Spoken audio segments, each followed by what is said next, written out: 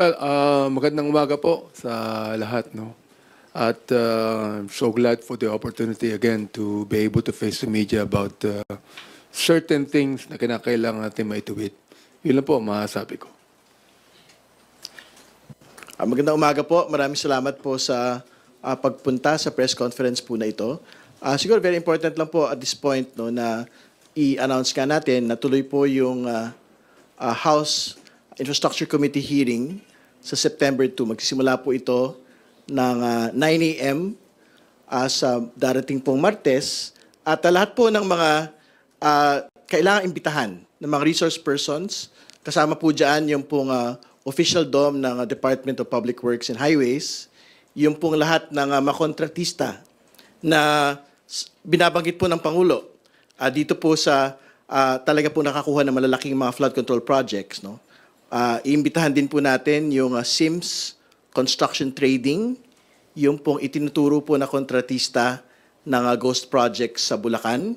Iimbitahan din po natin yung iba pa hong mga ahensya ng gobyerno na makapagbigay po ng konteksto dito po sa proseso ng pagkakaroon po ng mga proyekto ng gobyerno. So kasama ho dyan po yung GPPB, which is the Government Procurement Board, at yung pong PICAB, yung po nag-accredit po ng mga kontratista. Very important siguro na maglinaw ho sila dahil meron pong fresh allegation from the Senate na even po yung accreditation daw po ng mga kontratista ay bat-bat daw po ng katiwalian. So, yan po yung mga inaasahan ho natin pagdating po ng araw po na yun. Salamat po, sirs. At ito, kagabi pa ho ito nag-express ng intention to ask questions for today. Haji Camino from Brigada News. Good morning. Thank you. Good morning po, Kong Benny and Kong Terry. Unahin ko lang po muna si Kong Benny. Yesterday po ay nagsimula na nga din po yung hearing o briefing ng House Committee on Human Rights dun po sa kaso ng mga missing sabongeros. Ang focus ko lang po siguro yung dun sa 18 na policemen po na nabanggit. Parang may sinabi po yung NAPOLCOM na it appears meron pong ilan sa kanila na connected po talaga doon sa drug war ng administrasyong Duterte. Paki-elaborate nga po ito, Kong Benny. And do you think sa mga nabanggit po kahapon, posible po kayang may pattern na po talaga or may connection yung kaso ng missing sabongeros doon po sa drug war? Thank you. Yes, in fact, nabanggit po ito ng CIDG na talagang mayroong mga ilang kapulisan natin among the 18 na naging involved din sa reward system ng war on drugs. Now, atin pong bubusisiin yan, no? Sapagkat ang next na gagawin natin is Quadcom na eh. After this, no? Ibig sabihin, talagang sinabi ko sa kahapon na sa Quadcom, diretsong hearing na ito. So they will take an oath. So gusto nating malaman ang talagang ang ilan sa kapulisan na nasa kusdiyan ngayon ng ating Philippine National Police ang naging involved sa reward system ng war on drugs ng araw. And hindi ko sinabi na meron. Sila mismo ang nagsabi na meron. Sila mismo ang nagsabi niyan. Does this mean, Kong Benny, na yung mga involved na policemen, like for example, kahit na yung mga nasa under preventive suspension na 12 and yung 6 po na na-dismiss ay iimbitahan doon sa Quadcom hearing? We are going to invite lahat yan, no? Ang involved na implicate sa missing sabongeros. Kasi bakit kahapon, sinabi ko nga kahapon na this committee is quite disappointed, no? Sapagkat parang walang nangyayari sa investigasyon. Although, andyan ang DOJ, andyan ang CIDG, andyan ang NAPOLCOM, no? That are actually investigating. So, lalo natin makikita po ito when we have the Quadcom. No? Sapagkat gusto natin talaga makita na itong mga rogue policemen na ito na under preventive suspension, ang iba ay na-dismiss na, ang iba ay exonerated pa. Ano? So we'd like to find out kung ano talaga itong mga to. May schedule na po ba, Kong, ng pagsisimula ng Quadcom?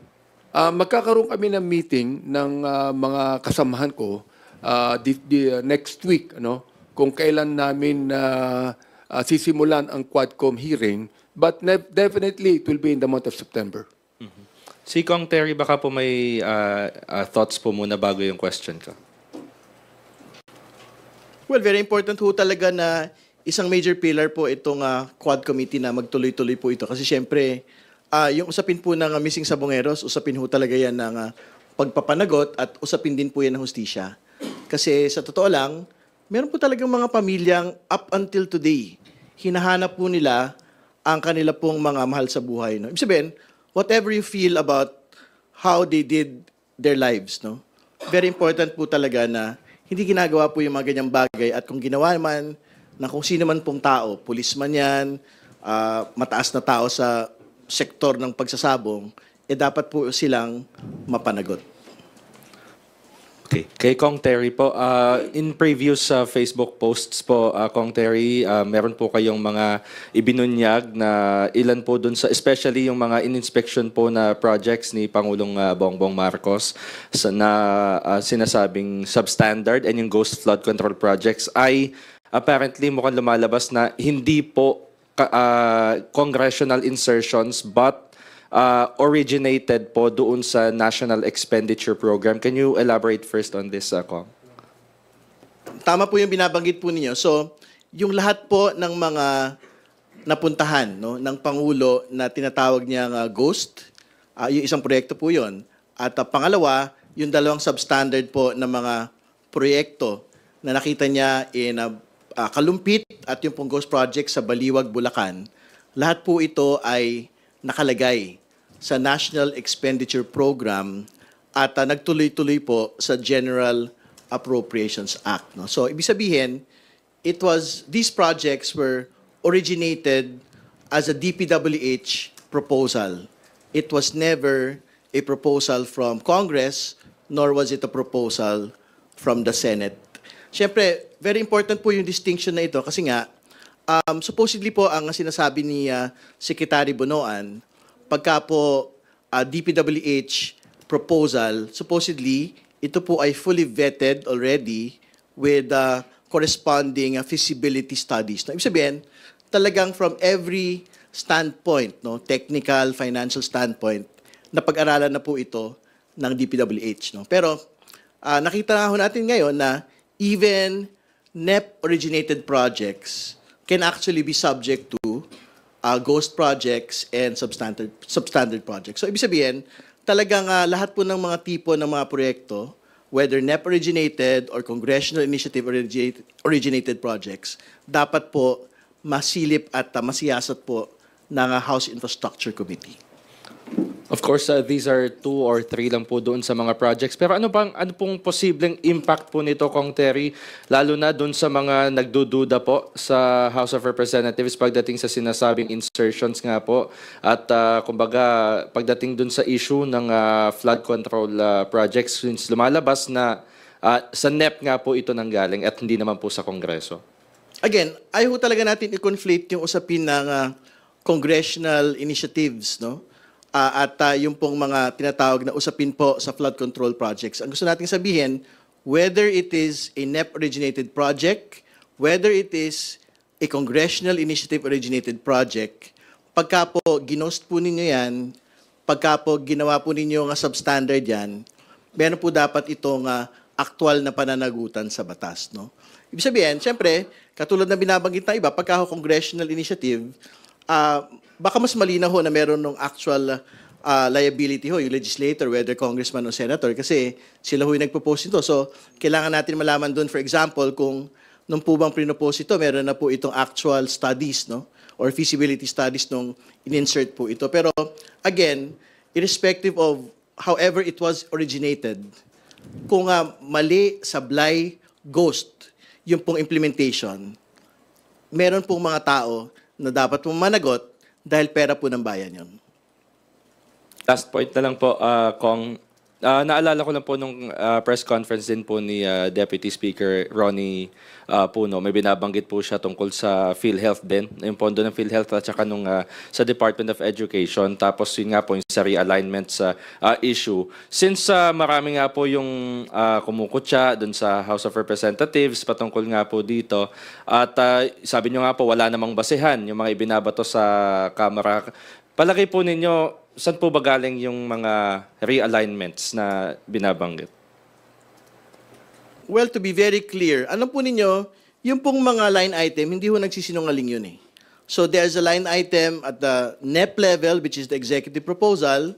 There is a line item at the level of the House General Appropriations Bill.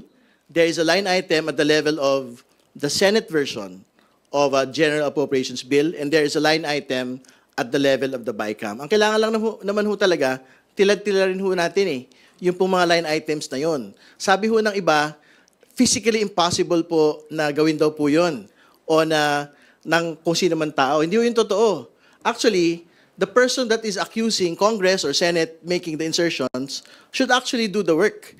Kasi ang totoo naman ho, the staff of DBM, the staff of appropriations in the Finance Committee, they are the exact same persons that placed these line items there. So, kumbaga, makikita ho natin when we make a comparison. Which is why I think si Congressman Valeriano of Manila has been calling on the DBM to actually release a variance report, no, para makita ho natin yung pagkakaiba talaga. It's basically just a table in Excel.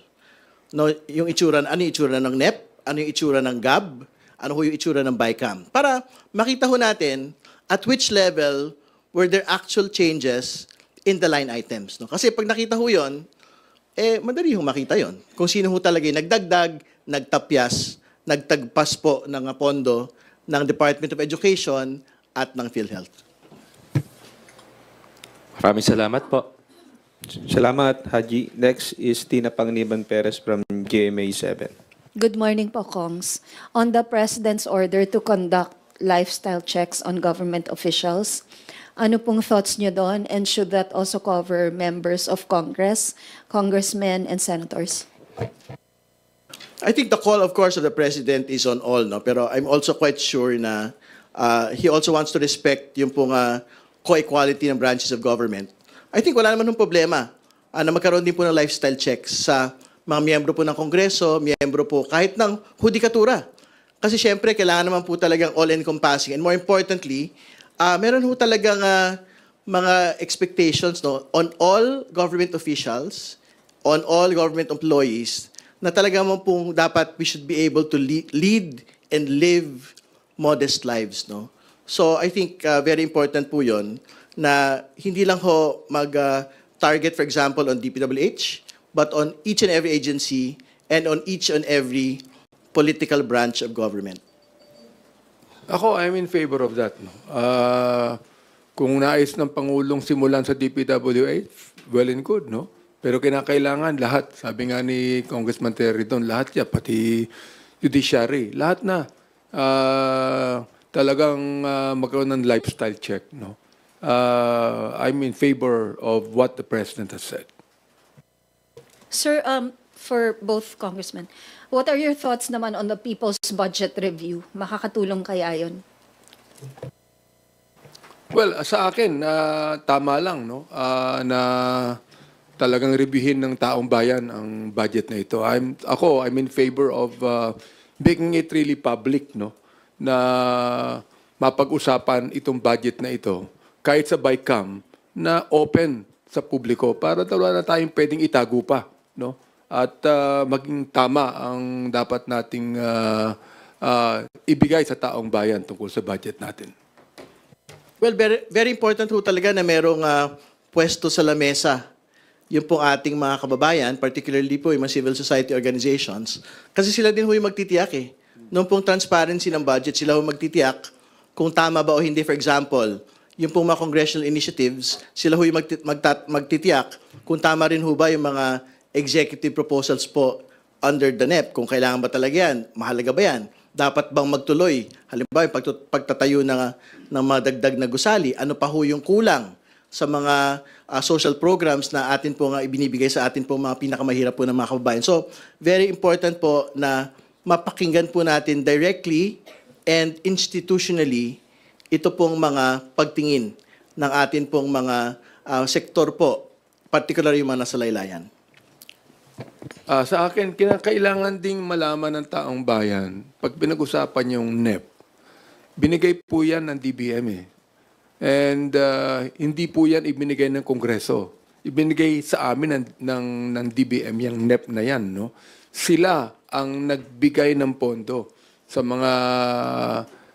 mga distrito o sa mga lugar na dapat bigyan ng pondo. No? At palagay ko, ang nag-usap dyan, kung kinausap nila, ay ang mga DPWH dapat kausapin, hindi ang mga congressman. O maaaring tawagin nating congressional initiative yan, no? Pero hindi po yan tinatawag na congressional insertions. Wala po yun. Sir, related po ito. Meron pong sinabi si Vice President Sara Duterte on the investigations right now on infrastructure projects. Ang sabi po niya, wag tayo tumigil sa FCP. Noong 2024, nagsabi na ako sa school building program pa lang ng DepEd, pinaghati-hatian na ng members of House of Representatives. Walang nag-react, hindi lang naman flood control. Your reaction po? Well, tama ho yun. Actually, very important po yung binabanggit niya. Dapat ho all-encompassing, no? Yung pong review ng all infrastructure projects. And very important din po na talaga hong hindi lang tayo limited. In fact, I think the mandate of the Infrastructure Committee is not naman just po on flood control projects. No? It includes all infrastructure projects, and more importantly, it includes a very expanded timeline. So, ibig sabihin, if you're able to find projects that had been ghosted, projects that are substandard at any time, but what's implemented by any government, we will do it. No? So, kasama po yan pong mga binabanggit na mga school buildings and even roads and bridges po, na basta in-implement po ng DPWH or whichever agency of government. I think the Vice President should realize that Congress has all the right to scrutinize the budget, because we have the power of the purse, whether it be the Senate or the House of Representatives. Ang nais natin lamang sa kanyang sinasabi, that she would produce evidences. No? Bigyan niya kami ng mga ebidensya ng mga sinabi niya tungkol sa mga bagay na ito. And let Congress investigate and review it. Meron naman tayong oversight committees to do that. Di ba? I mean, hindi naman pwedeng bigla ka magsasalita in a general term, no? Na wala ka namang puputos ng mga ebidensya. We'd like some evidences to be shown, di ba? And I would like just the Vice President to realize that sinasubmit lamang sa amin ang pondo na dapat namin imbestigahan. And that is the right of the Congress to do that. Just to add po to what Congressman Benny is saying, so para magka-walkthrough lang po tayo siguro nung mga pwede hong dinggin po ng House Infrastructure Committee. So, I think on the first day, we will go to the sites, no, that the President visited, particularly Bulacan. No, if we are able, for example, to discuss also yung pong kanyang visit to Benguet. Kasi syempre, I think he has particular concerns there as well, no, particularly po sa usapin po na rock netting, and usapin po nung slope protection. So hopefully we can discuss that on the first hearing, but most definitely mapag-uusapan po yan at a future hearing. Pangalawa, very important din po na, I guess, puntahan ho talaga natin yung mga lugar kung saan ho may mga totoong baha. No? So hindi lang ho ito sa Bulacan eh. Hindi lang po ito sa particularly mga nakikita ho natin sa TV in the last couple of weeks, no, up until Bicol region, up until Cebu. So I think kailangan ho magkaroon ng pagpunta rin sa mga regions po in the south, no. So dapat matingnan ho natin yung flood control projects in Mindanao Island, yung pong iba't ibang mga rehiyon po ron, para talaga po all-encompassing at makita ho natin kung kumusta din po yung implementation ng DPWH dito po sa mga lugar po na ito. Sir, clarification lang po, Kong Terry. Yung day 1, September 2, sa Bulacan po kayo magsasagawa ng hearing kasabay ng site inspection? No, sorry. So I have to clarify myself.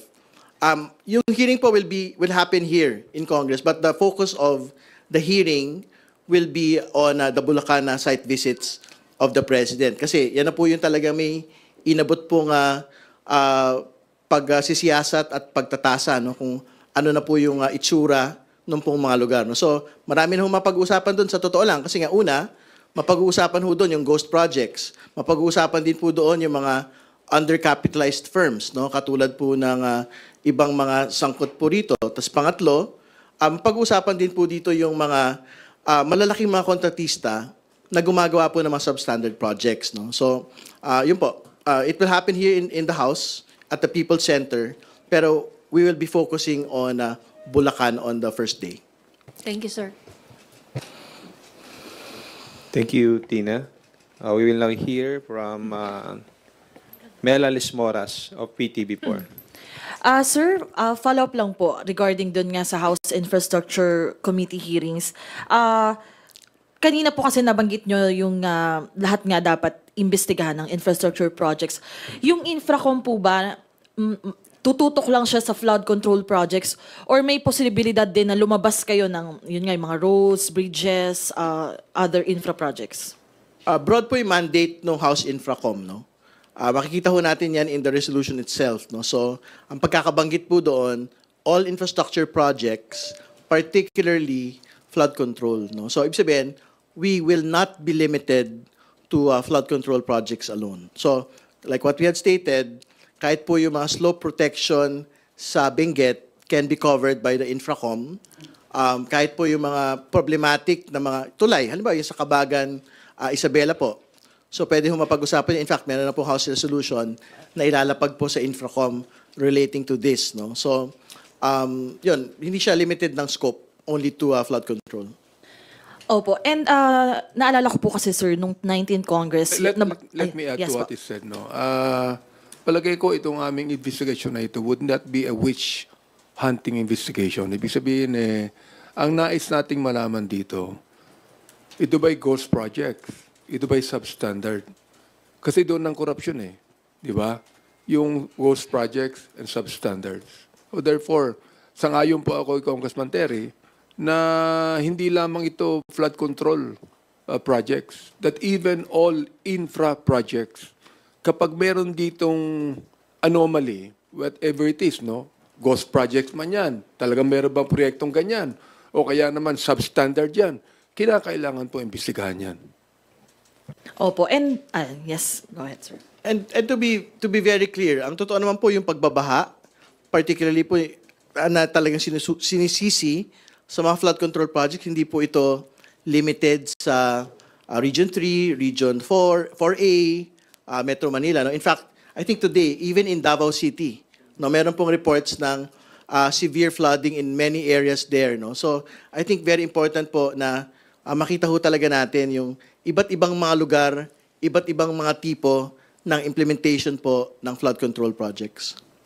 Opo. Ako, isa-suggest ko kay Congressman Terry sa kanyang TRICOM hearing, no? Sapagkat naalala ko, 19 Congress, ang unang-unang hearing namin sa Quadcom, doon sa Bacolor, Pampanga. Oo, na pinag-usapan yung POGO. Ako, sa akin, di doon tayo mag-hearing sa Davao, for example. Di ba?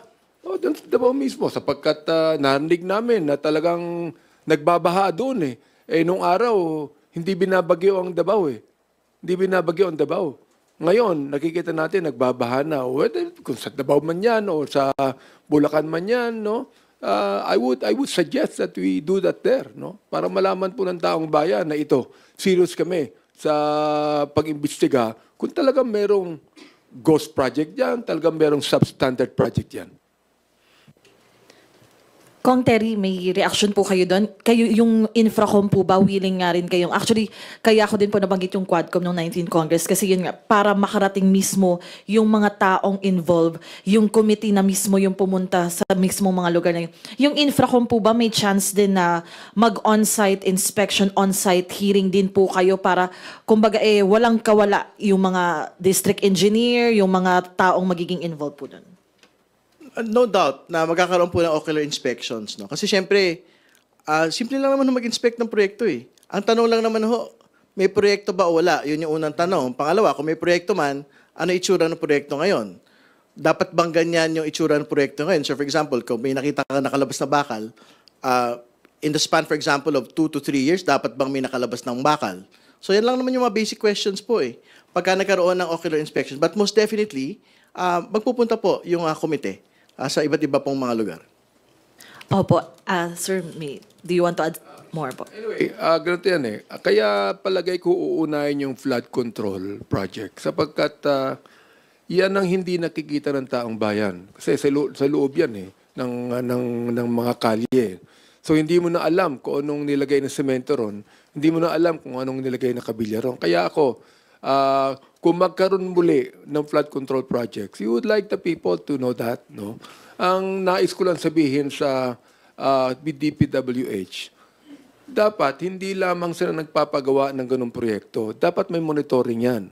Bago gawin, habang ginagawa, at pagkatapos gawin. Sapagkat ang ating Pangulo, nag-inspect eh, nilagay, completed. Yung pala walang nagawa eh. So therefore, dapat yung pong DPWH, meron din po silang monitoring and maintaining all of those projects. For example, a week ago, na-complain sa akin yung isang chairman na hindi gumagana ang floodgates and flood and pumping station doon sa Biata Pandakan. Tinawagan ko ang MMDA. Ang sabi sa akin, yung daw pala ay nasa ahensya ng DPWH, no? 4 years na, hindi gumagana yan. So pinagana nila. So, ibig sabihin, kung ni-report yan, pinapagana naman eh. O, yung Santa Clara, pumping station and floodgates. Sa Santa Ana, hindi rin gumagana yan. Pero grant yan, no? Nakita ko, 53 million ang paggawa niyan. Ginagawa pa hanggang ngayon. Sapagkat walang masyadong ventilation yung building, hindi gumagana yung flood control projects na yan. Ngayon, tinawagan ko. Sabi ko ron, paganahin nyo yan sapagkat kailangan, sapagkat ngayon, usong-uso ang bagyo at tagulan. So, hindi ko na alam kung ano pang ginawa nila dyan. I'm calling on now sa press conference na ito na tingnan ng DPWH, ang MD, i-inspect nila yung kanyang mga project para maiwasan na po natin ang pagbaha. Sapagkat, Luca, wala silang monitoring dito. Wala silang maintenance dito. We would like to find out. Ngayon, kung gusto nyong makipag-ugnay sa LGU, why not? Di ba? May ugnayan yan sa LGU, why not? Basta't lahat niyan gumagana, may iwasan po natin ang mga baha kung saan man yan dapat dumating. Opo, last na lang po from my end. Follow-up lang po about dun sa lifestyle check nga na nasabi ni President Ferdinand R. Marcos Jr. Dito po kasi sa House, meron na ring House Bill aying mandatory SAL and disclosure for the President, Vice President, and the other high-ranking government officials. Sa tingin niyo po ba napapanahon na rin ito para maipasa? Teka, sino ba ang hindi nagsabit na salin nung araw? Ultimong the former president, di siya nagkasabit ng salin eh. Di ba? I mean, ako, I am very faithful in sabihin may salin. Di ba? Dapat malaman ng taong bayan yan. No? Now, maaaring walang batas to submit a salin. Pero dapat, kung talagang honest tayo, bilang mga public officials, kinakailangan isubmit natin ang salin sapagkat yan ang inaatas sa atin. So, ang tanong ko rito, ganito eh. Sino ba ang dapat na example na mag-submit ng SALN? Hindi ba dapat ang Pangulo ng Pilipinas at lahat ng mga public officials? Para sa akin po, ako ay tapat at faithful sa pag-submit ng SALN ko. Well, again, to be very clear, no, yung SALN is a requirement for each and every government official, government employee. So dapat po sinasubmit po ito.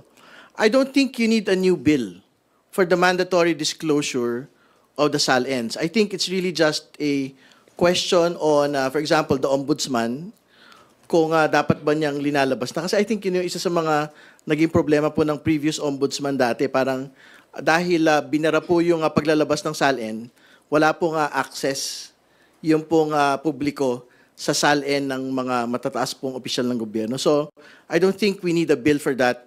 I think the new ombudsman should be asked ano ho yung plano niya dito po sa mga SALN disclosures na actually sinasubmit naman po talaga sa kanya pong opisina. I would like to add, alam mo, kaya nung I think it was in the 14th Congress where I filed a bill sapagkat ako ang chairman ng Committee on Public Information na magkaroon tayo ng right to information. Ako yung nag-file niyan eh. Oo. And almost it was approved in Congress until such time na pinigilan ako ng mag-sponsor muli, no? Hindi po na-approve yan. Oh, sinabi ko nga kung sa basketball, yung the last 2 minutes, ma-approve na yan eh. Pero hindi pa rin eh. Kailangan na po natin ngayon ng the right to information.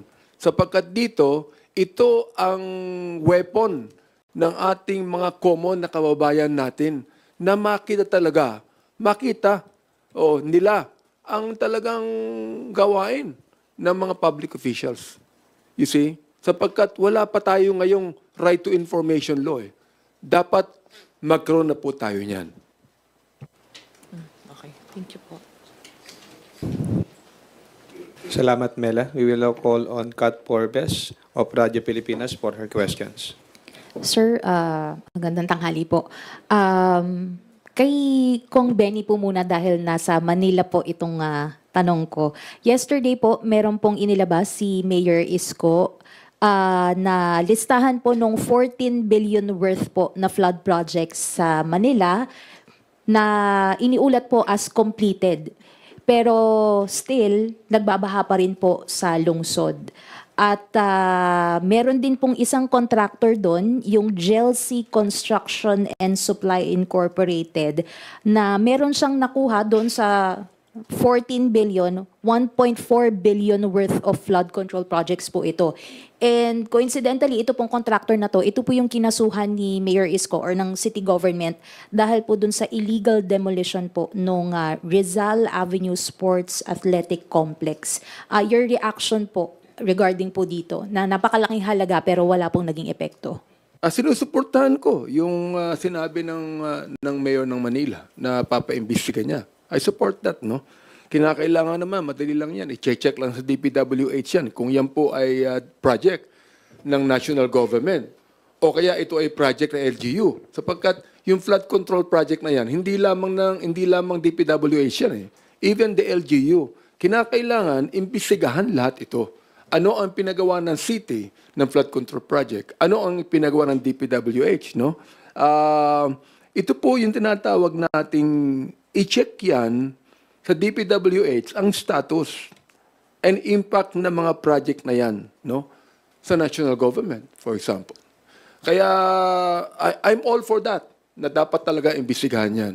Oo, kung nais niya, unahan niya yung distrito ko just to find out, no? Kung talagang, kasi alam mo ang Manila, just to inform everyone, Manila is actually a prone to flooding yan sapagkat below sea level ang karamihan dyan, especially my district. At doon din dumadaan ang main tributary ng mga ilog natin. For example, like in my district, doon dumadaan ang Pasig River, dyan nagpupunta ang San Juan River, dyan nagpupunta ang mga ibang mga maliliit na mga estero. Pero hindi lang talaga dapat Manila. Dapat yan Metro Manila. Sapagkat look, hindi lang Manila ang problema rito. For example, like ang San Juan River, napakarumi niyan. Yan ay sinasabi ko nung araw pa. Kasama ang Quezon City, kasama ang Mandaluyong, kasama ang San Juan, kasama ang Manila. Kung makakasundo sila ng lahat yan, lahat yan ay pag-usapan po yan. Lahat yan imbestigahan. I'm in favor of that. Pero hindi lamang sapagkat hindi kumuha ng permit o hindi nagpag-ugnay sa LGU. Dapat, ang talagang investigasyon dyan, yan po ba ay ghost project? Yan ba ay substandard project? Hindi lamang flood control. Lahat ng infra project ng buong Maynila, imbestigahan niya. Thank you po. Nabanggit na po kanina yung flooding incidents po sa Davao, wherein 265 areas, based po ito doon sa City Engineering Office. Notably po, 140 ay nasa 1st District, 69 po nasa 2nd District, at 56 po doon sa 3rd District. Ngayon po, nasabi nga po natin na before hindi naman po ganito kalala yung pagbaha sa Davao, pero ngayon nakakaranas na sila ng pagbaha. Pero si Mayor Baste Duterte po, parang ang sinisisi pa rin po niya ay ang Pangulo at sinabi po niya na itong flood control project investigation ay PR stunt lang po. Your reaction po dito? I think very important muna po siguro na just to go back to the Philippines. I don't know where he is. But very important po for mayors to be present during times of crisis, no? So I think that's the first point that we want to make. But secondly, very important ho talaga na i-recognize natin na yung flooding ay hindi lang naman ho flood control, no? Usapin pa rin ho yan ng pagbabago ng klima, usapin din po yan nung bilis po ng pagbagsak ng tubig mula sa bundok papunta sa ilog at mga dagat.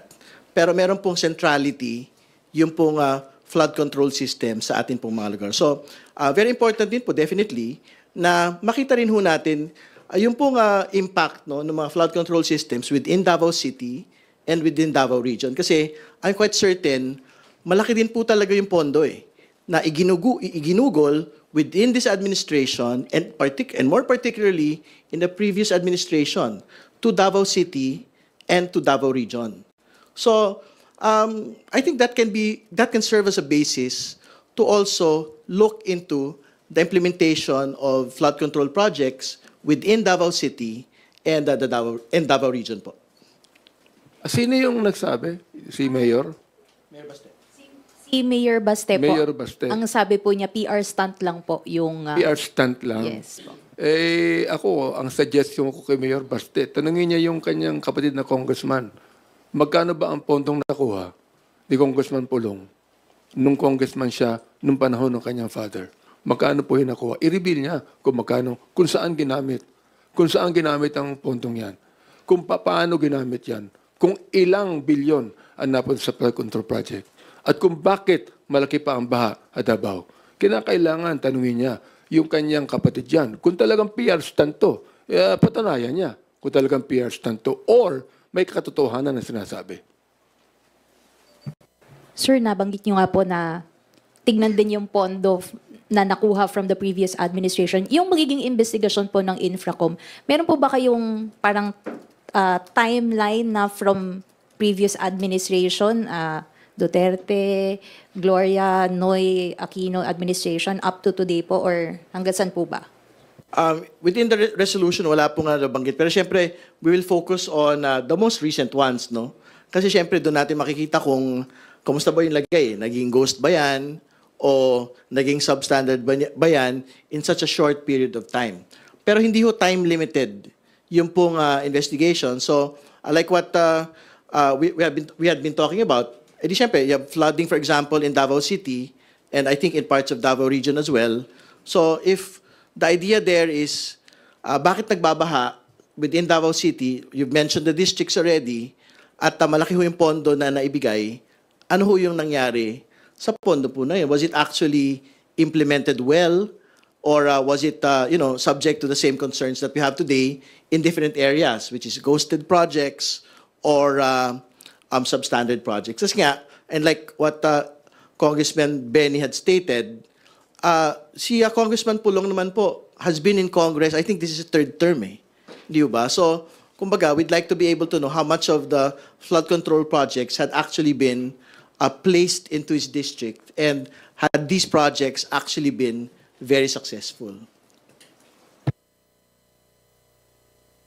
Thank you, Kat. Next is Rose Cas from UNTV.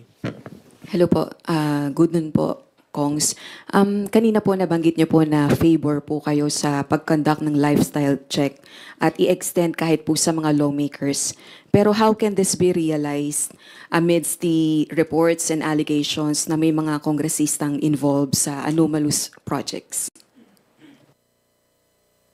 Well, kung meron man, kaya ako, hindi lang, sinabi ko na nung pa, na the investigation should be of a whole government approach, for example.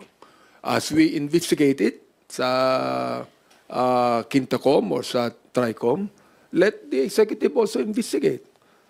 Let the judiciary investigate. At ako rin, sinabi ko na rin na magkaroon tayo ng independent commission to really investigate sapagkat ayaw naman natin na sabihin ng taong bayan o pag inimbestigahan namin yan, pag mayroong involved na congressman dyan, o ano bang gagawin namin?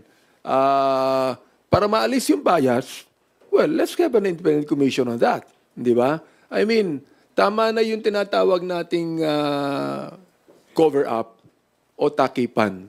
Yan, binanggit din yan ni Senator Lacson, no? Pagka minsan, hindi ko alam ba't nasisisi ang House of Representatives. Samantalang doon sa Senado, meron din eh. Kaya sinabi din niya ni Senator Lacson na meron din mga senador na involved dyan. So therefore, magkaroon tayo ng whole government approach in investigating this anomaly. Sapagkat the people should know. They have the right to know whatever happened to this project. Ito, naniniwala ako bilang chairman ng Committee on Human Rights, this is also a human rights violation sapagkat apektado dito ang buhay ng taong bayan. Meron po nga centrality yung public sa lifestyle checks, no? So, ibig sabihin, nakita naman ho natin yan eh. Over the course, for example, of this flood control controversy, no? Lahat po ng mga DPWH officials, lahat po ng, I think even yung pong mga pamilya ng mga kontratista, hindi ba talagang sinubject po to a lifestyle check ng publiko, no? So ibig sabihin, lahat po ng mga resibo ng mga DPWH officials at kontratista sa social media talagang nalalahad po ngayon. So I think in the same manner, pwede hong gawin yan ng mga kababayan ho natin sa mga kongresista at senador. Kasi ang totoo na, like what we had stated earlier, I think the requirement for government officials and employees is for us to lead modest lives, no? Ano ba ibig sabihin nun? Yung bang bilyonaryo can actually lead modest lives as compared, for example, sa mga ordinary mamamayan? I think they still can. Kasi ang distinction naman po of leading modest lives, yung hindi ho natin dapat ipinapamuka eh. Yung pong kayamanan o yung wealth, no, sa atin pong mga kababayan, no? So, I think pagka ho na lifestyle check yung mga congressman tsaka senador, I think they will be forced also to take a step back at talaga hong tumalima doon po sa panawagan po ng, I think it's a law sa atin pong mga kababayan, sa atin pong mga opisyal at empleyado na dapat hong simpleng pamumuhay kung tayo po ay nagsiservisyo sa atin pong mga kababayan. Sa tingin niyo po ba kailangan na pong magsagawa ng lifestyle check yung ombudsman dun po sa mga implicated lawmakers? Lalo na po nabanggit niyo po na mismo sa social media, na-flex yung pong mga kayamanan ng mga certain lawmakers. Malaya naman po yung ombudsman na gawin po nila yung trabaho nila, no? So kung tingin po nila, this can be a subject of a lifestyle check or a further investigation relating to unexplained wealth, sila po yung bahala. Malaya naman po silang gawin po ito. Alright. Kanina po kinonfirm po ni Congressman Leviste na ang big fish po dun po sa bribery attempt sa kanya ng isang DPWH district engineer ay yung pinalitan niya po sa pwesto, si former Congressman Buhain. At ganito na raw po yung kalakaran sa kanila pong distrito na for 3 decades pinipili po ng kongresista kung sino po yung mga kontratista sa mga proyekto. What does it say? Systemic po ba yung ganitong kalakaran? Well, una ho sa lahat, like we already mentioned, I think this can be a subject of a future Infracom hearing, no? Kasi una, involved po yung district engineer dito. Pangalawa, meron pong actual corruption allegations. Pangatlo, meron pong actual bribery attempt na nagawa. No? So, we'd like to get more information from Congressman Laviste and syempre from the district engineer involved. And most definitely, we can invite former Congressman Eric Buhain to shed light. Kasi syempre, mahirap naman ho na si Congressman Leviste lang po yung nagsasalita dito at hindi po mapagbigyan ng pagkakataon si former Congressman Buhain na idepensa naman din po ang kanyang sarili. No? So, I think we will reach that point. No? Pero syempre, unahin muna natin yung mga pinakamahalaga pong mga proyekto na talaga pong na-ghost at na-substandard po over the course of the years. Thank you po. Rose, Earl Tobias from IBC 13. Go ahead, please. Good afternoon po, Congressman Benny, Congressman Terry. Unang tanong po kay Kong Benny. Kong, kahapon ang isa sa mga idiniin na tanong ni Vice Chairperson Jinky Luistro ay paano raw po ba kung talagang walang mag-match doon sa DNA na galing doon sa mga kaanak ng mga nawawalang sabungero, doon sa natitira pa mula sa 85 na butong nasa forensic examination pa rin ng PNP. Kung as a chairperson, ano po yung pananaw ninyo kung sakasakali nga po na wala talagang mag-match, sir, sa mga buto? Iyon ang disappointment namin, no? Sapagkat hanggang ngayon ay wala pa silang nakikitang DNA that will actually implicate, no, doon sa missing sabongeros. So therefore, ang pinag-uusapan namin ni Congresswoman Jinky dito ay walang kaso. Di ba? Hanggat hindi nadidetermine talagang itong nakuha sa Taal would be doon sa missing sabongeros. So sinabi namin, o baka naman ang ibang missing sabongeros ay hindi lamang sa Taal tinapon, kundi sa ibang lugar din naman na dapat tingnan po ng ating CIDG, tingnan po ng DOJ. So, yun ang nais namin na malaman. Sapagkat they are still doing the investigation now. No? Wala pa namang na-charge sa korte. Ang ginagawa nila is still preliminary investigation. So, in reality, dapat malaman ng taong bayan na wala pa talaga na nasa korte itong mga kasong ito. It's still in the process of investigating it. Kaya sinabi namin na until such time na hindi makakuha ng DNA yan, no? O hindi makakuha ng anuman, no? Sa iba't ibang bahagi ng bansa natin, eh, walang makukuhang kaso dyan. At sinabi rin naman po ng I think it's a CIDG that said it DOJ pala nagsabi na ang ibang mga kaanak ng biktima ay nabayaran na. So they will not anymore be a witness and they will not anymore complain. Nabayaran na po. Ang tanong, sino nagbayad? Oo, meron din ako nabalitaan na ito ay nagkaroon na ng bayaran din naman sa Philippine National Police. We'd like to find out. Kaya nga sila harap sa Quadcom para malaman namin totoo ba ito. Sapagkat pag ito ay sumingaw, ay kinakailangan malaman natin. Sapagkat kung nabayaran na, sinabi ng DOJ, ang ibang mga kaanak ng biktima, and because of that, they are no longer willing to testify at maging witness dito, ang gusto namin malaman, sino nagbayad? Upang tumahimik po sila. At mayroon po bang pera na nagkabayaran dyan sa iba't ibang ahensya ng gobyerno? Thank you, Kong. Follow up on the other hand, kapag iba naman po yung sitwasyon, ano naman po yung implikasyon nun kung sakaling, gaano kabigat yung implikasyon kung sakasakali na dun sa mga natitira pang ini-examina ay mag-match sa kahit isa lang sa mga nawawalang missing sa bungero ko? Ay, merong kung kahit isa lang may mag-match dyan, tuloy ang investigasyon. Tuloy dapat na because that would be now not only a specific statement, pero it's now a general statement na kung may mag-match dyan, talagang malaki na ito. Now, gusto ko lang sabihin, sapagkat nakalagay sa isang pahayagan natin the NAPOLCOM places ex-CIDG Chief Brigadier General Romeo Macapas na under preventive suspension over alleged tampering with the investigation into the abduction of Sabongeros. Ngayon lang yan. Ngayon lang yan. We'd like to find out bakit nagkaroon ba ng palitan ng pera dyan? Ano ba nangyari dyan? You see that? Kaya kailangan makita po natin ito sapagkat dapat malaman ng taong bayan talaga nangyari dito. Naniniwala tayo bilang human rights advocate kahit po sa investigasyon ng flood control, no, that even if you are a suspect, no, ikaw ay binibilang na innocent until you proven guilty by the courts, di ba? I mean, they have the right to explain. And we would like to find out the explanation actually on this. Thank you, Kong. Last na lang po.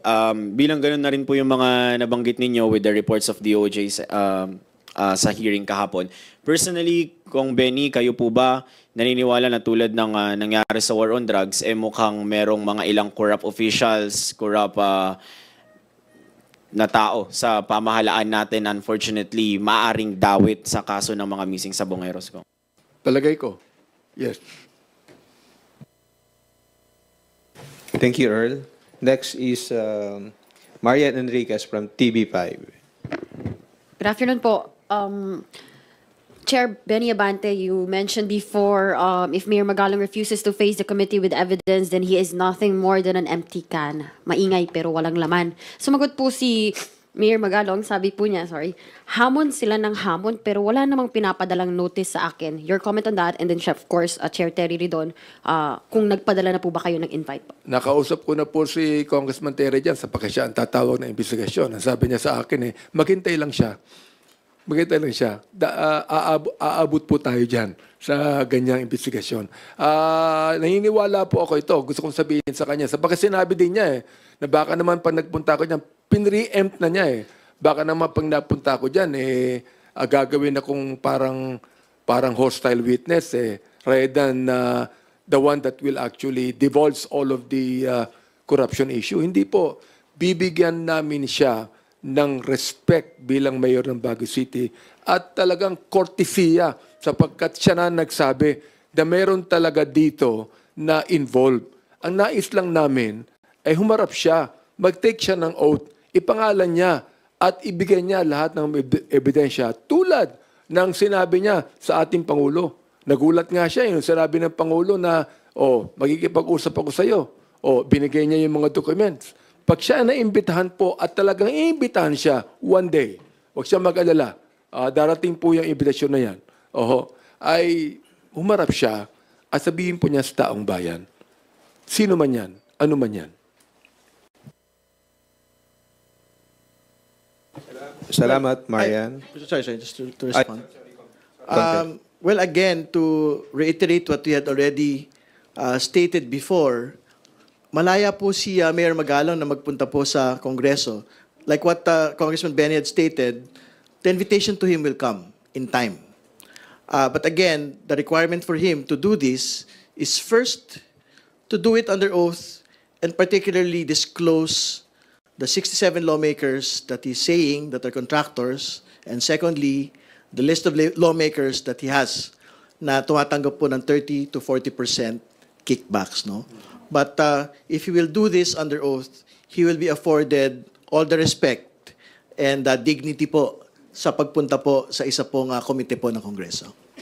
Sir, gusto ko lang linawin, no? I'm not actually against Mayor Magalong. Sinusuportahan ko siya sa kanyang expose. Ang kinakailangan lang talaga namin malaman, sino-sino yung mga taong yan. Ang binanggit niya, merong 67. O sino yung 67 na yan na involved yan, no? At alam niya, marami siyang alam. No? We'd like to find out. Sapagkat, meron siya ng Baguio City na dapat unang-unang asikasuhin niya yung problema ng Baguio, di ba? I do not know why he has been saying this publicly. Ang Kongreso ang kanyang tinutuon dito. So, I would like, again, to issue the statement and tell him na, sabi nga ni Congressman Terry, darating po ang panahon na imbitahan siya. So, hindi po siya invited for the first September 2, first hearing? No, first hearing. I don't think he has personal knowledge on Bulacan issues eh. Succeeding weeks. In succeeding hearings po. All right. I forgot na kung ano yung itatanong ko dapat. Pero, sir, you mentioned about, I'm sorry, yung 67 or 62, alam ko po initially talaga si Senator Ping Lacson po yung nagsabi nun, not Mayor Magalong. You also mentioned na mukhang, kung may ebidensya siya, humarap siya. Pero ano po masasabi ninyo na ito, even one of your colleagues po, Congressman Leandro Leviste, siya na mismo, meron na nga rin siyang evidence and may solid, kumbaga, may case study na tayo, isa pang ebidensya na previous Kong, talagang sinasabi niya, biding-bidingan yung dating Kong na pinalitan niya, siya daw yung namimili ng mga contractors. It was actually saying, kung ano yung specifically sinasabi po ni Mayor Magalong na may mga kongresista na kayo rin naman yung parang involved daw, tapos sila-sila rin lang daw po yung namimili ng mga contractors. What can you say about that, sir? Well, it's not for Mayor Magalong to say. It is for Congressman Leviste to say. Because that is a very specific case study. So, ibig sabihin, if he has all the information and all the evidence to back it up, particularly if the district engineer is the particular person that is stating it, then he should be able to state it on record. The district engineer should be able to make a public accusation against former Congressman Eric Buhain that this has been the situation in this particular district. Ako, I commend Mark Leviste on the expose. I commend him. Leandro Leviste. I commend him for that, no? Nakausap ko din siya kahapon in the interview na kahapon nag-file na siya sa prosecutor's office ng mga demanda doon sa district engineer, no? At nais din niya na maging state witness ito upang i-divulge na kung sinong involved yan behind that, no? Na yung pagkakambanggit niya doon sa dating congressman, I hope na there is no politics in this sapagkat alam ko na sisigaw yung dating congressman o politiko lang to eh. So, he must separate himself from any kind of a political view on this. Talagang gusto niyang makita ng taong bayan na ito talagang corruption ito. Thank you, sir. Last na lang po, pahabol ko lang po kasi dun sa mga naging interview ni VP Sara, meron din po siya sinabi about nga dun sa, sunod ko lang dun sa mga school buildings. Baka would you like to comment po since nandito na po kayo previous congresses? Sabi po ni VP, hindi naman daw yung Kongs ang humihingi ng parte sa amin kasi diretso nilang kinukuha yung budget, diretso nilang kinukuha yung school building program ang SVP at pinaghahati-hatian nila sa loob ng House of Representatives at diretso nilang i-attach yung listahan nila doon sa GAA version, House version ng GAA at inakyat nila sa Senate. So, kaduda-duda daw noon yung bigla meron tayong pero ngayon may investigation flood projects. Kung seryoso raw talaga yun nga. Nasagot nyo na yun. Pero yun nga po, sir, meron pong allegation na nga pinaghahati-hatian nyo po sa loob ng House of Representatives. I hope it's not just saying it. We'd like her to give us the evidence on that. Nung mas maganda kung meron siyang mga ebidensya pwedeng iharap sa amin sapagkat ako hindi ako kasama diyan eh. Di ba? I mean, kung talagang meron siyang ebidensya, sabihin niya na yung mga ebidensyang yan. Talagang sinabi niya na pinaghahati-hatian ng Kongreso yan. Okay, sige, sabihin niya. Pero kinakailangan meron siyang kasamang ebidensya dyan. At gusto kong sabihin din sa kanya na kung pag-uusapan po ang review ng Kongreso on the budget. Pero pong karapatan ng Kongreso niyan. Pero tayong oversight committee niyan. Di ba? I mean, sa akin lang, sa ating Vice President, hinihiling ko lang sa kanya na i-back up niya ng mga ebidensya ang kanyang mga sinabi.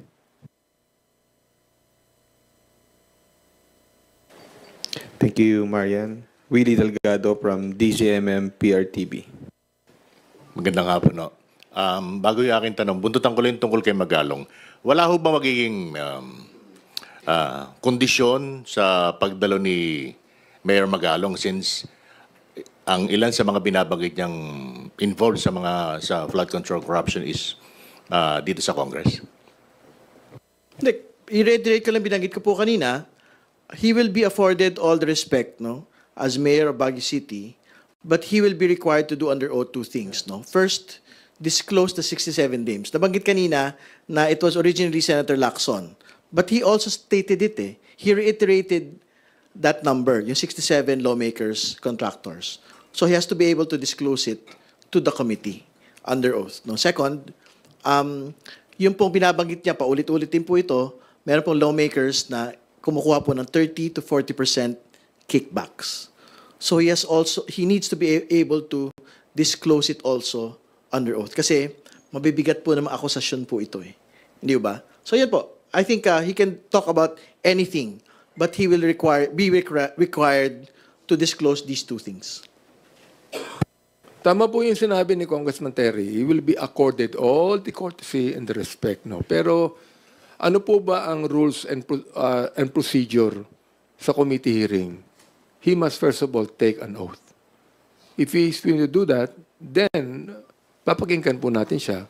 Sapagkat bakit siya hindi mag-take ng oath? Kung talaga naman totoo ang sinasabi niya, walang problema for him to take an oath, di ba?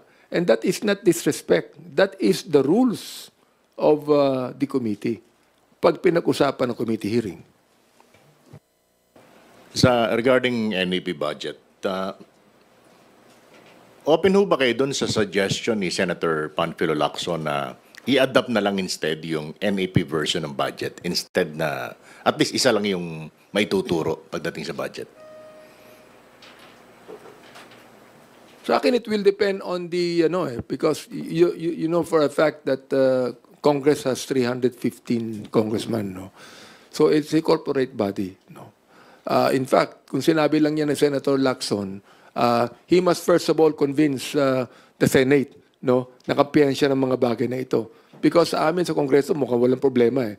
Pero yung unang-una, kumbisihin muna niya ang Senado, na all of the senators would be willing to do that, di ba?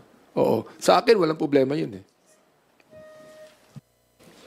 But siguro, very important na linawin ho natin what he actually wants, no? Una sa lahat, ayaw ho natin yun.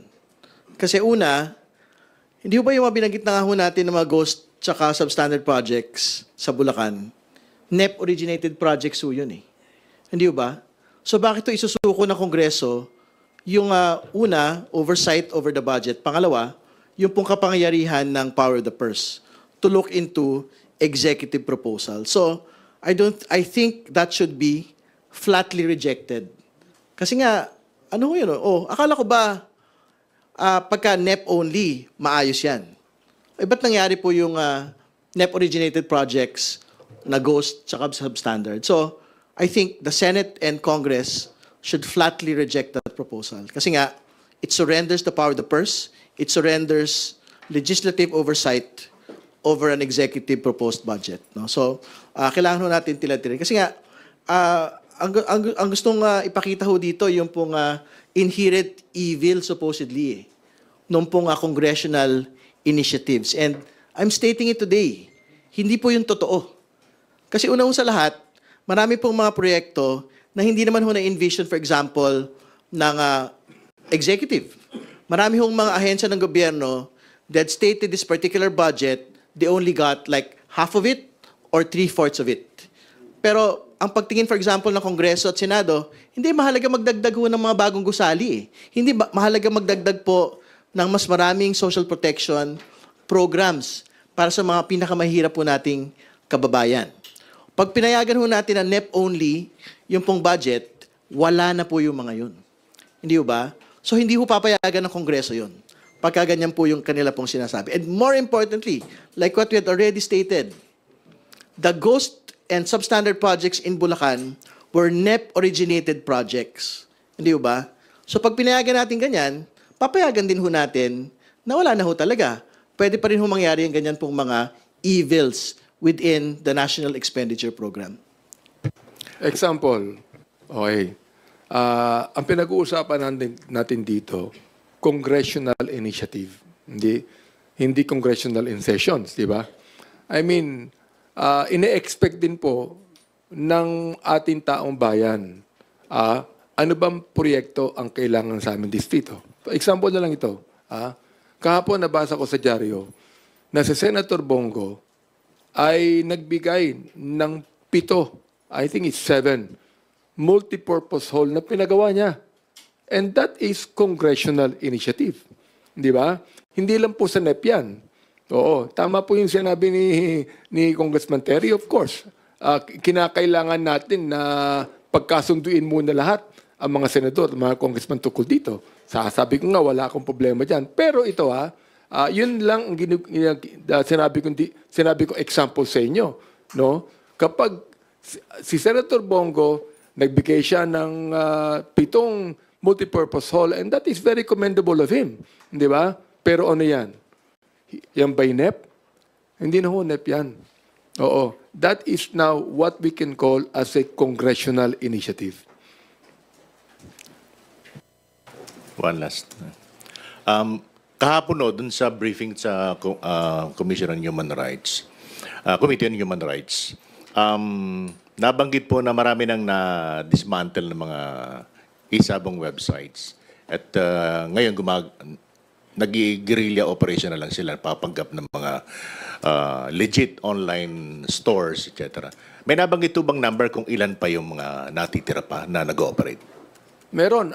In fact, nabanggit nila na merong more than 52,000 na mga illegal na sites. Okay? At ang natanggal nila now is more than 42,000. So, meron pang mga around 1,500 na kinakailangan hanapin pa nila. At ang problema nito, nanganganak eh. Tatanggalin nila ngayon yan. Wala pang isang araw. Balik na. Manganganak nga. Yung mga mothers, it will take 9 months bago manganak eh. Pero ito, wala pang 24 hours. Andyan na. Nanganganak na po yan. Kaya sabi ko nga sa DICT, kinakailangan, tinan nyo maigi yan. Sapagkat ang sabi nila, mahirap daw itong matukoy sa internet natin. Kaya sinabi ko sa kanya, bakit sa Malaysia? North Korea, for example, hindi nakakapasok yung mga yan. Bakit sa atin? Bakit sa atin nahihirapan tayo? Ano ba yan? Yan ba'y politics? O yan ba'y talagang mababa ang ating yung equipment natin na makita ang mga bagay na yan? So we still have around 1,500 sites sapagkat po yan ang pinakamagandang nagawa ng ating dating administrasyon ay ipinagbawal na itong lahat ng isabong na ito. So therefore, dapat to gawin na ng gusto yan. Para mawala na po yan. Thank you. Salamat, Willie. I understand na there is another coverage sa Port Reid after nito.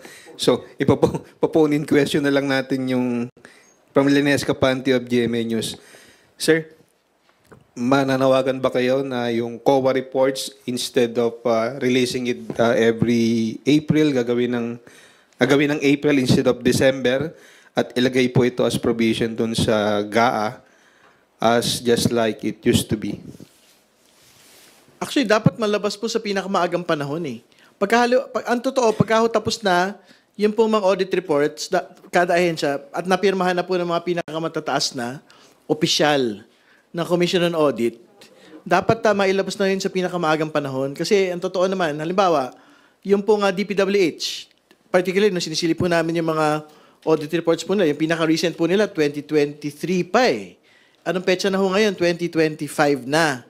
Hindi ba? So, anong buwan na ho ng 2025? Yung pinag-uusapan natin ngayon, Agosto na. So, sana mas maaga ho nila itong mailabas kasi magiging late yung oversight po ng Kongreso at Senado pagka po medyo dulo na ho ng taon. Ilabas po yung previous year's audit reports. Thank you, sir. May isa pa dito, although it was already answered.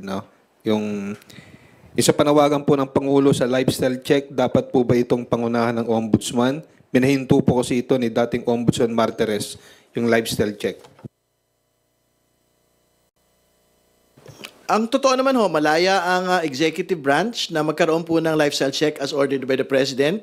Malaya din po yung Ombudsman bilang independent office na mag-conduct po din ng lifestyle check on any and every official and employee of government. So kung sino man ho siguro, I'm sure wala pa hong gagawin yung ombudsman ngayon kasi wala pa ho tayong actual ombudsman. So hopefully pag kami bago na po, baka pwede ho niya pong gawin ito sa mga taong gobyerno. Agree ako dyan. Thank you, sirs. Your closing statement, please. Sige po, ano na lang, by age. Yung pong respeto sa mga, not in age, sorry, in seniority in Congress po, mga kaibigan.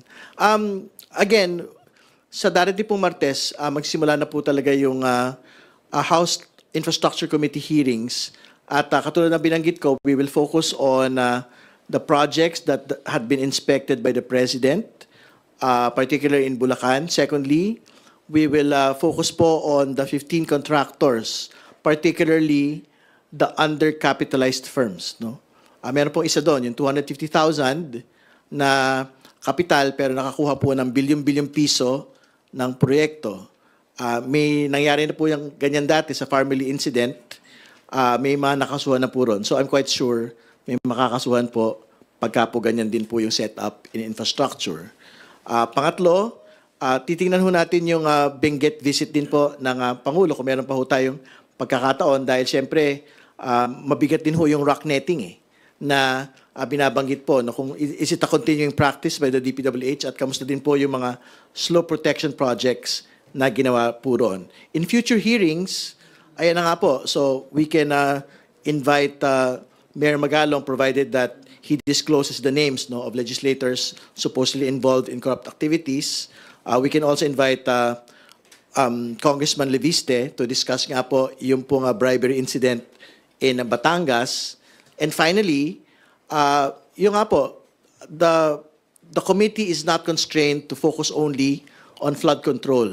No, we can focus also on all other infrastructure projects, and we are also not constrained only to what the President had inspected. Kasi ang baha ho, hindi naman ho dito lang sa Metro Manila, hindi lang po sa Luzon, kundi nangyari din po sa iba't ibang bahagi ng bansa. So I think that is how the House Infrastructure Committee will conduct itself in the next couple of weeks. Si Congressman Terry po, veterano na rin yan during kabataan days. At anyway, again, I'd like to tell Mayor Magalong na it's very commendable for him na ako, I support him on the expose that he did. No? I hope it's not politics. Yun lang akin. I hope, because kung hindi politics ito, he would be willing to be invited sa panawagan namin dito for him to expose that. He would be willing to take an oath. He would be willing to name names. Tulad ng sinabi niya, hindi lamang si Senator Lacson, kundi even him. Sinabi niya yung 67 names. We'd like to find out who they are. Inamin naman niya nung una, sinabi niya, the whole of Congress Later on, sinabi niya na hindi lahat. Okay, so let him name names, let him give all the documentation, evidences in the House. And kung talagang siya seryoso dyan, and he's not playing politics, I would commend him more on that. Okay, pangatlo, abangan nyo na po ang Quadcom sapagkat malapit na po tayo abangan ang susunod na kabanata. No? Sapagkat doon po sa Quadcom ay talagang pag-uusapan na ho natin, 4 na ho ito. Yung missing sa Bungeros, yung EJK, yung drugs at yung Pogo. Abangan niyo po ito. Maraming salamat po.